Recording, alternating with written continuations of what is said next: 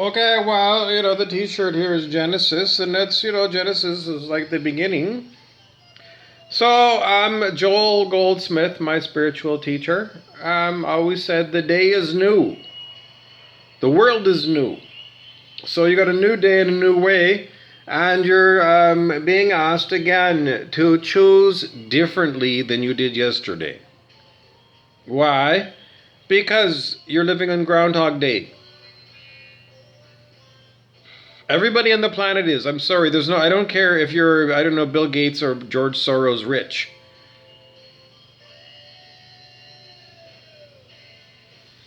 I don't care if you're George Soros and you're 25 years old and you're, not a fat old man. A 25-year-old George Soros.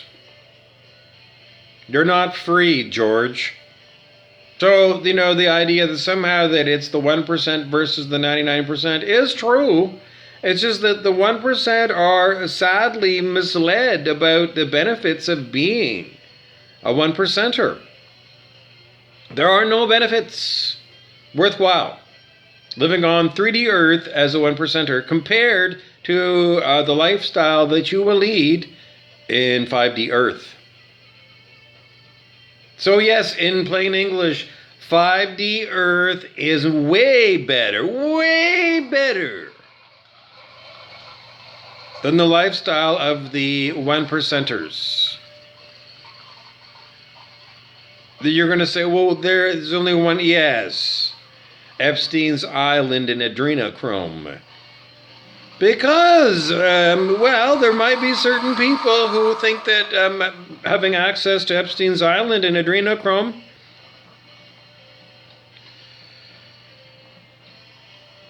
is their idea of heaven, and they don't want to trade it for 5D Earth.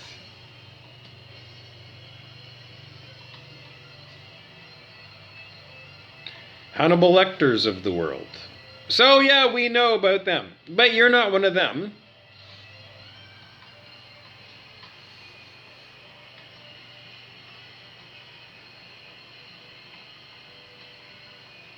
But you want to know what's going to happen to those people because you know they exist. Well, are you eating meat? If you are eating meat, you are considered by the angels to be as bad as Hannibal Lecter. Let's muscle test that one for truth. That statement is true? It's true.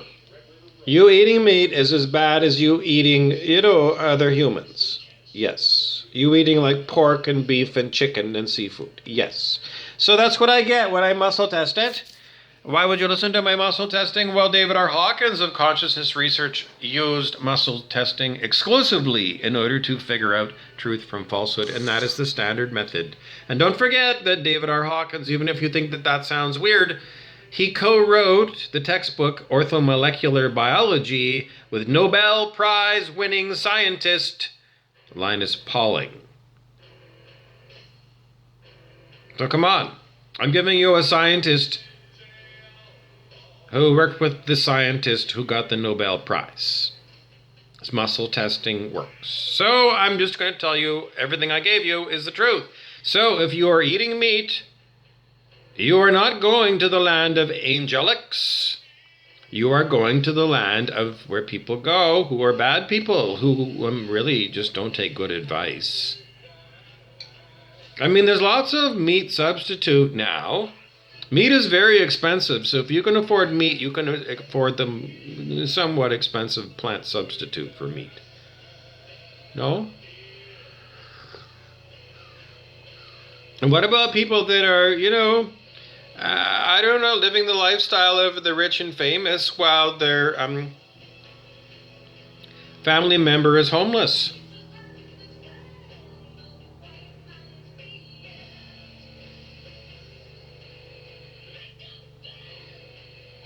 How many trips south? I don't know. I just want to put it out there.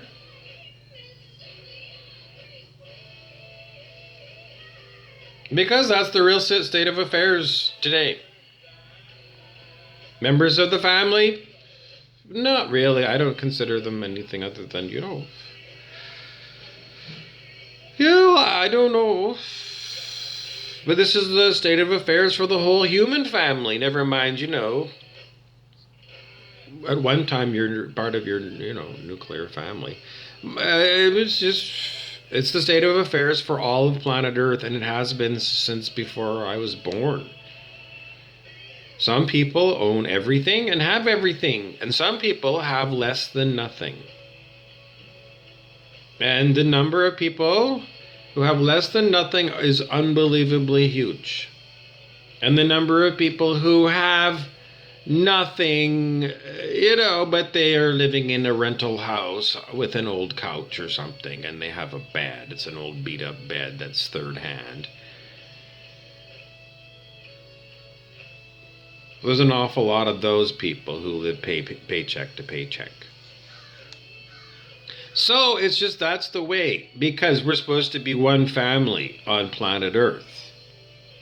It's 2,000 years since the time of Jesus Christ, and this is what we've got.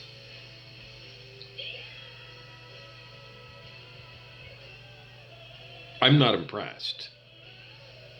But I can see how this happens, because you're here for a whole lifetime, and I look around, and people that are now in their 50s that are like, well, what are you going to do in your lifetime to, add to civilization, change civilization, and then tweak? Well, no, I don't know.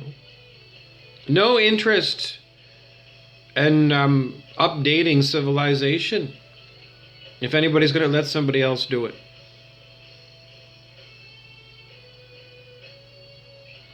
It's called giving your power away. And I know we're trained to do it and then, the human falling into laziness. Because it's a big deal in order to figure out how to make change.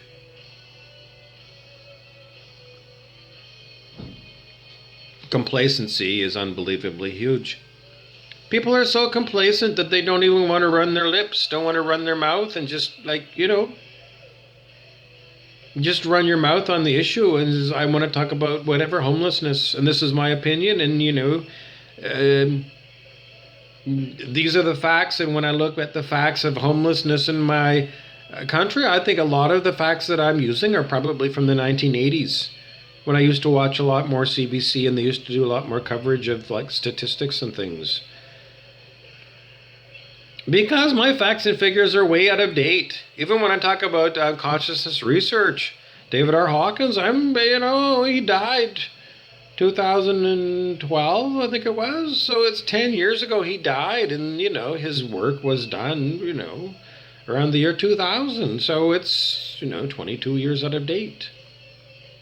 Because that's the textbook. Because how come there isn't anybody at his foundation that are doing new and redos of old muscle tests?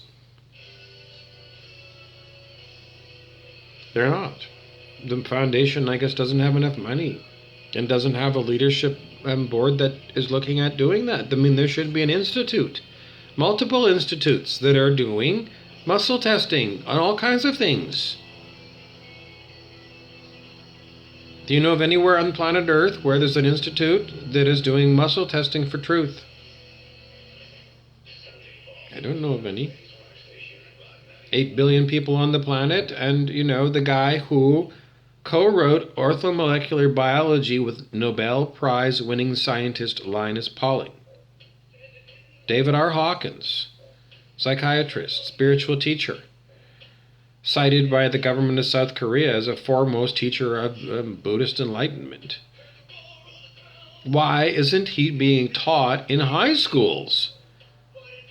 But no, and any institution, as far as I know, no one is teaching officially David Hawkins stuff. Well, you can watch his videos. But, doing more muscle tests to go in, as far as I know, no one's doing it. Why not? Because when we get good tools, they get suppressed and no one wants to use them. Because the truth upsets apple carts that, banks that are too big to fail, people that are too big to fall. webs of lies that are too big to turn over.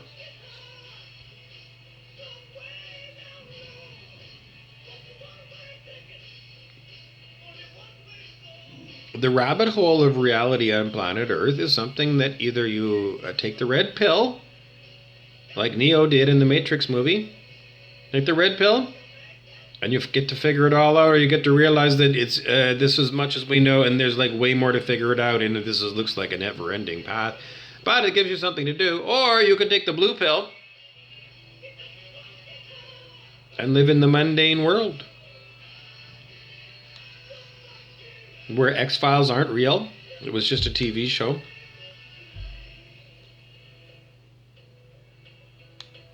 And God isn't real. But, electricity is real. So electrons are real. And even though they're, theoretical particles pretty much. Maybe somebody will debate me on that. But, pretty much, you believe in, I don't know, electricity works and, God doesn't or something. Well, I don't know. In the end, I think that's what people do. They say, I can do technological solutions because I, turn on a light switch and the light comes on. But, me depending upon God is... It's too Harry Potter because it's too supernatural. Because electricity is built on physical things. A hydro dam. You've got a physical river with physical moving water that goes through physical turbines which turn shafts that turn generators that make electricity, and it goes down wires. And it's hooked up to my light switch and my lamp. And if I flip the switch, the electricity comes on and the light comes on. And it's worked forever, so I believe in electricity, and that means I believe in electrons and protons. And I know, but they taught it in high school in physics and electrical shop, so it must be real. And they didn't really do too much about teaching about God, and they certainly didn't teach about Harry Potter. Where are we going? Well, they don't teach about Abraham Hicks and manifestation and parking angels and manifestation.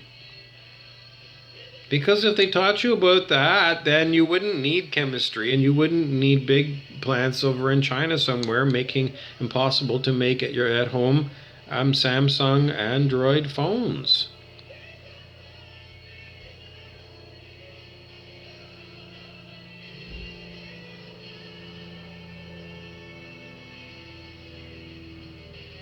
Well, we just have a lot invested in the belief in electricity being what it's been described to us. This is horrible. I'm being attacked. This is me closing my eye. It's an attack. That's a horrible attack on me. Energy weapon. Because I'm attacked all the time. Okay, so what were we? Because it's diverting away from my topic.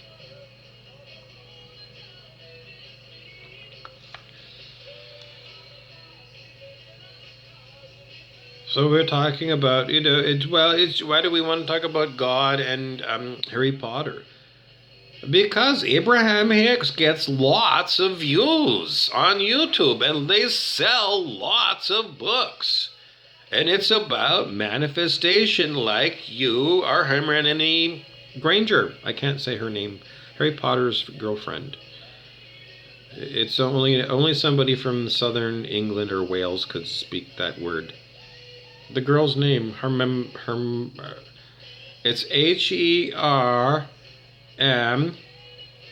something, and it ends with like an NE. I can't spell it, and I'm the best speller I know. I can't spell her name, not off the top of my head. No, because I'm being attacked. This is like, in Harry Potter world, would I be considered under attack by electronic harassment or a dark wizard who has manifested an electronic machine that is electronically attacking me?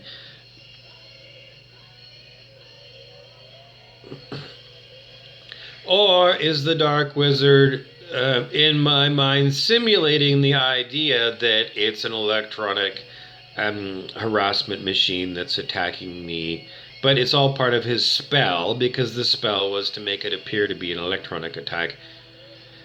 Well, that's the answer.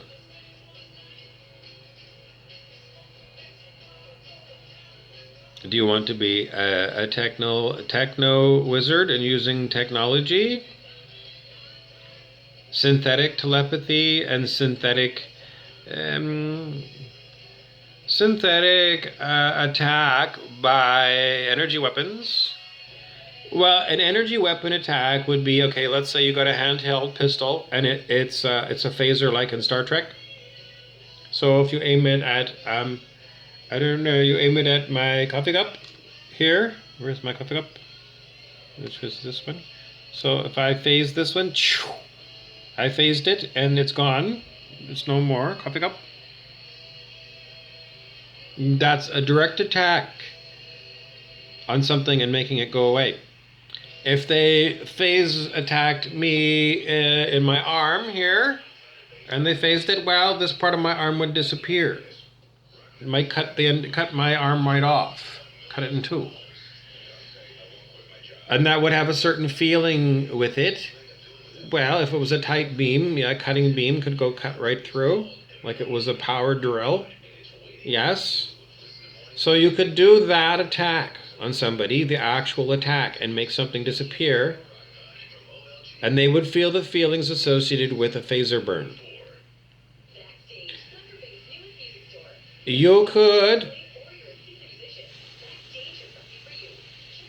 take those feelings, record them, and then take the recorded feelings that have been processed by someone's mind in the physical brain and beam that into somebody else's brain. The processed feelings that come from a phaser burn, but just the feelings sent to your mind. Without a phaser attack, you could do that. To your mind, it would feel the same thing as a phaser attack. Yes. If you look down there, what do you see? Well, you don't see a phaser burn. No. Could they simulate a phaser burn? Apparently, yes.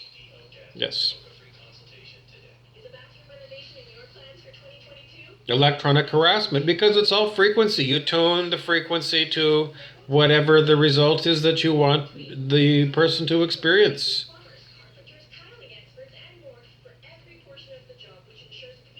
What about going through walls and things?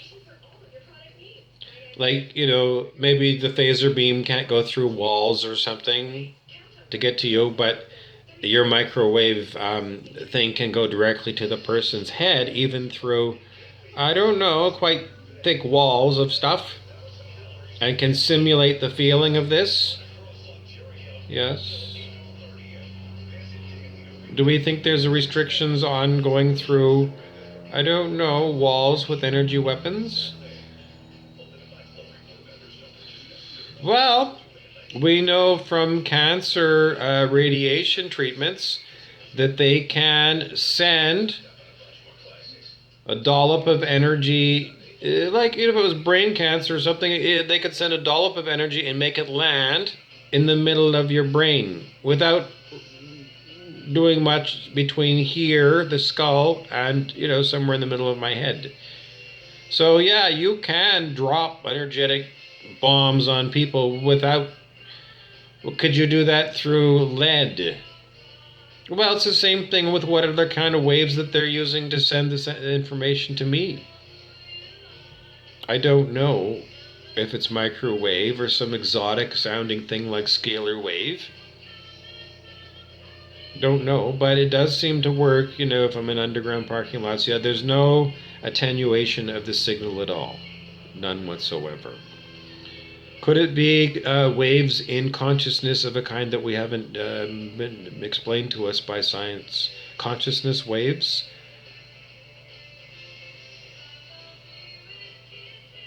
Well, they said that such thing as gravity waves, so I don't know. What exactly is scalar waves? Are scalar waves consciousness waves? It's just that even electromagnetic waves that we say are, that, go on inside of consciousness. Everything fits in the bin called stuff that's in consciousness. Everything. Everything is made up of consciousness. You might have more trouble understanding that. But you can go to quantum physics and then you could say the observer effect, Schrodinger's cat, and then you're going to go, I don't know, this sounds like, well, then you're going to get, like, I think it was, one of those, Heisenberg maybe said, if you think you understand quantum physics, you don't understand quantum physics. And Heisenberg looks at himself in the mirror. Maybe it's Walter White. And he ponders that statement by Heisenberg, the original, the German. If you think you understand quantum physics, Walter, you don't understand quantum physics. Because of the internal inconsistencies that are brought out to you by the wave-like and particle-like nature of electromagnetic stuff. And the fact that I keep telling you that it's all going on in consciousness. So can you have, like, I don't know, consciousness without electromagnetics? I think so. Can you have electromagnetics without consciousness?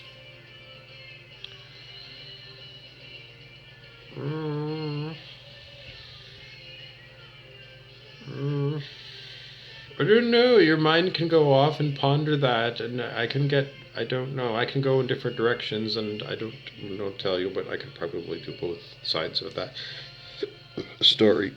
Anyways, we are here, and I am being attacked. Electromagnetically or scalar wave, or maybe somebody has just got incredible born into them psychic powers. Like Harry Potter. Because in the end, it's their intention to hurt me versus my intention not to be hurt. And I'm losing. So whether it's one person who is putting their attention up against mine, or a whole pile of people putting their attention collectively up against mine, that is what's going on. If you're looking at it from a Harry Potter perspective. It could be a solar plexus chakra battle.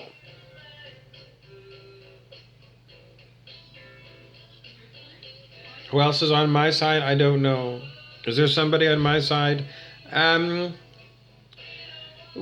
if you're a Jim, you would say yes. I have people that are somehow, Who's Jim? My cousin Jim. He's rational person, and we look at the evidence, and he's going to say, well, the average person, that lives in my town is going to think this, and generally speaking, I'm going to go with them. I don't know. People suspend their disbelief very easy when they're watching Netflix, but when things are going on in their hometown, well. They pretend that nothing goes on in their hometown. They pretend an awful lot. They pretend so much that I consider them zombie. The brain of a zombie are the people that continue to deny what's going on in their own city, what's going on in the world. My sister likes to go to Mexico with the family.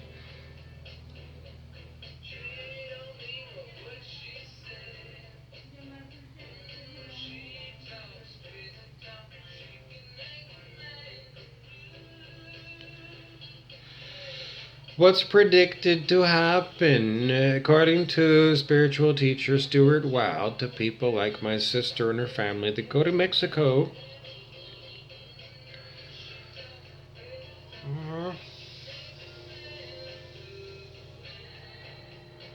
Well, you see, it depends upon your level of consciousness on the scale of human consciousness.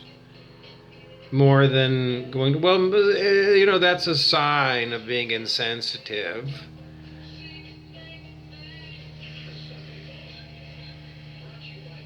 But just say, if you calibrated at 540 and you went to Mexico, no issue. Because you have to be at 540, that's the law to be on planet Earth. But if you're not at 540 and you're flitting here and there, you're like Nero fiddling while Rome burns.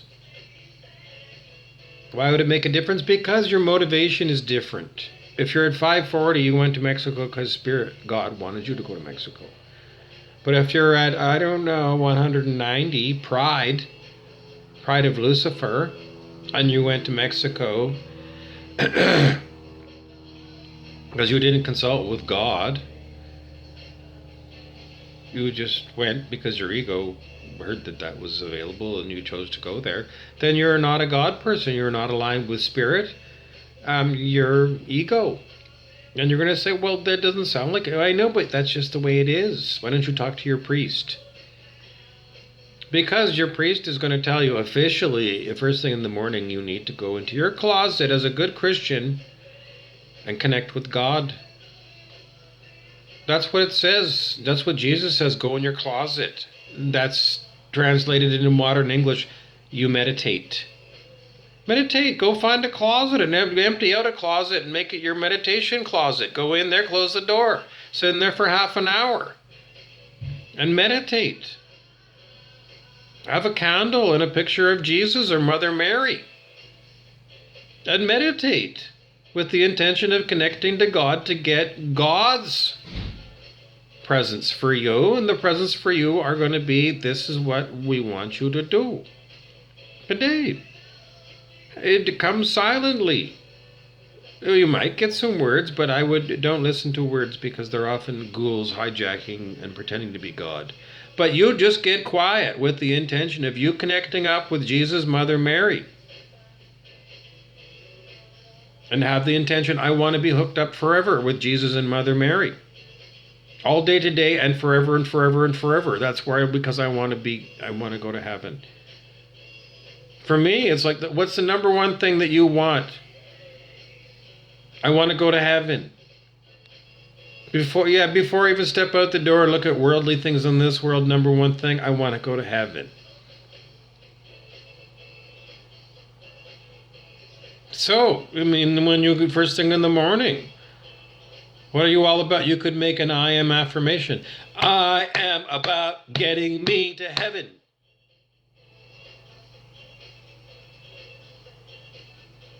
Seriously, the last place I want to go when if whatever goes on, the last place I want to go is hell.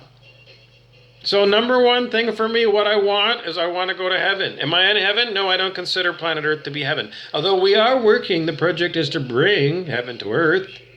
All the same, if I drop dead and, I don't want to go to hell. I want to go to heaven. I want to go to Jesus and Mother Mary's heaven. Yes, that's the right one. That's the right address. St. Peter at the gate, that's the one for me. So whatever it takes. You don't want me to eat meat anymore? Fine, no problem, no more meat. That's the way it is for me, yes.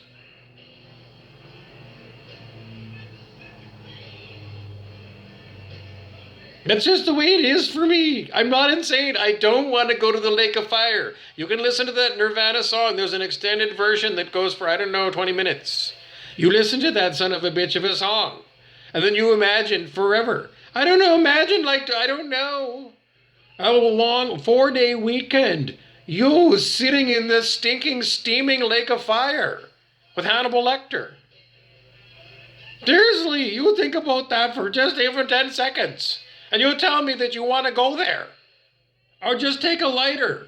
And just put the heat of the lighter against the palm of your hand. That's fucking hot. That's unpleasant. Do you want to go to someplace unpleasant? Hell is unpleasant. Like that, yeah? Do you want to go there? No. Well, get smart for fuck's sakes and stop eating meat, you stupid turkey. That's what I'm talking about every day, for Christ's sake. I can't help you out. I don't know. I can't help you out because it's difficult, because Jesus made extra fish for people to eat, and how am I going to get people to understand, don't eat fish? Well, I don't know, because Jesus manufactured, that was a mistake. How can you tell people that Jesus made a mistake? I don't know, this is so hard, because to me it seems like a huge mistake. Rumpelstiltskin would say to Jesus, he'd say, mistake! Oh, you should never have made fishes. You should have made bread and peanut butter for people. He'd look at Jesus and just say, you screw it. I don't know, how am I ever going to explain to people, don't eat fish, don't eat meat. Nirvana said, because the fish don't have any feelings. The fuck, they don't have feelings. Fish have feelings, they do. If you poke them, they poke you back. They don't like being poked. No, they don't like being hooked in the lip. No, would you? Dragged around by, your skin. It's a horrible pain. Catch and release is still a horrible thing if it happened to you. Yes? What if your next lifetime is you're a fish? Read the Tibetan Book of the Dead. That's what happens to human beings. So it really does behoove you not to do horrible things to other animals. I don't know why Jesus did that. How am I ever going to explain it? Because people are going to say, Jesus said eat fish.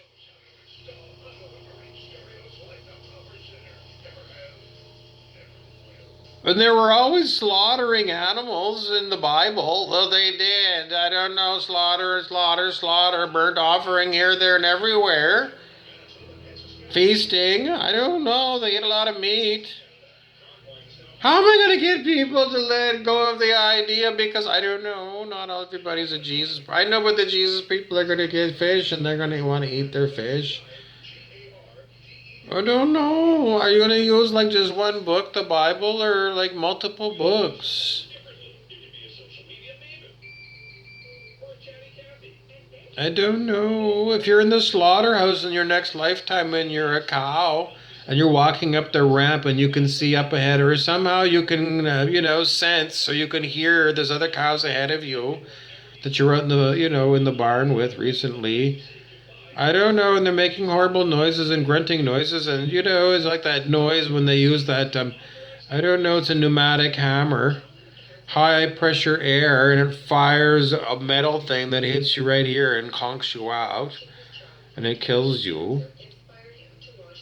And you as an animal know that this is what's going to happen to you. You're going to get clunked out. It's the death of you. That's what the animals know. They do, because that's what I was told by someone who worked at a slaughterhouse. I don't know. I'm just going to keep telling you over and over. I know I can't help you out 2,000 years ago. I don't know. Rumpelstiltskin continues to say, when you've made a mistake as monumental as encouraging people to eat fish, and then 2,000 years later you put it on Bob Burrows to tell people, fish do have feelings, please don't eat them at all, because